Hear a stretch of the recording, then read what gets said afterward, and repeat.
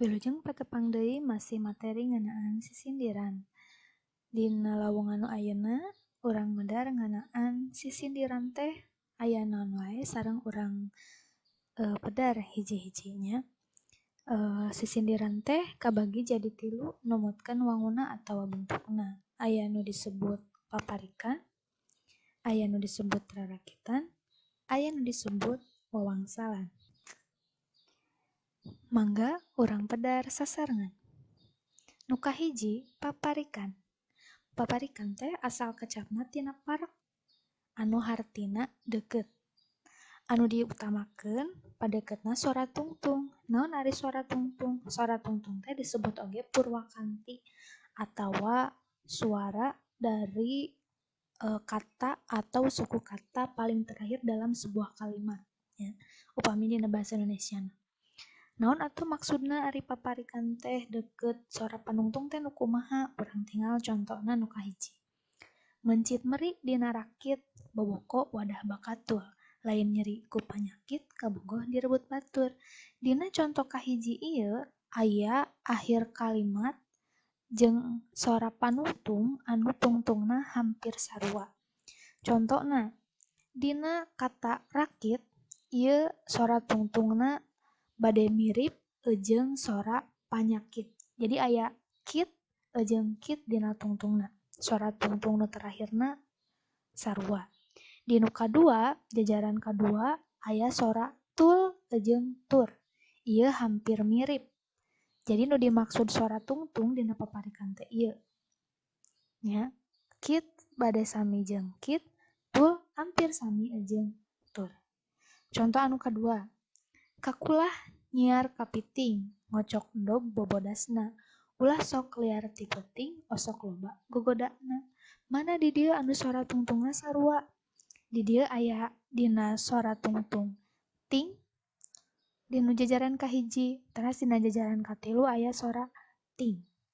Dina jajaran kadua aya sora na, jajaran kaopat aya sora na. Nah, tina contoh anu tadi, mangga urang pedar ciri tina paparikan.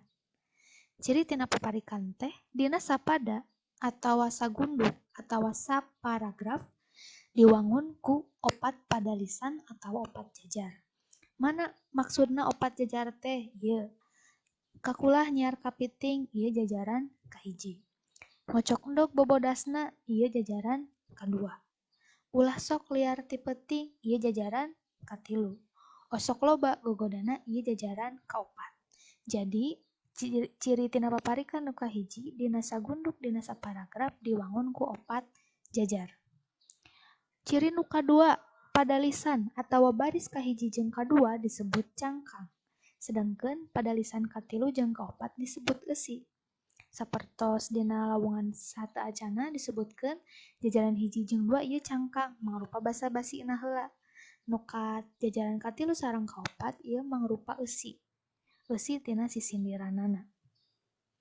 Ayeuna ciri nu katilu, jumlah engang atawa suku kata dina unggal padalisan atau dina unggal jajar umumna aya 8 engang. Engang teh suku kata. Mana urang pilari? Contoh dina padalisan kahiji. Urang pilari kakulah nyair kapiting, ka, ku, lah, nya, hir, ka, pi, ting. Eta aya 8 suku kata atawa 8 engang sami sareng anu sanesna oge.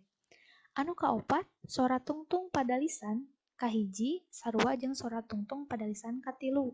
Anu mana? Ieu ting jeung ting. Terus sora tungtung pada lisan kadua sarua jeung sora tungtung pada lisan kaopat. Ieu na jeung na. Kusabab kitu dina paparikan sora tungtungna miboga pola nyaeta A B A B. Ari maksudna A B A B teh sora tungtung jajaran kahiji kudu sarua jeung sora tungtung jajaran katilu.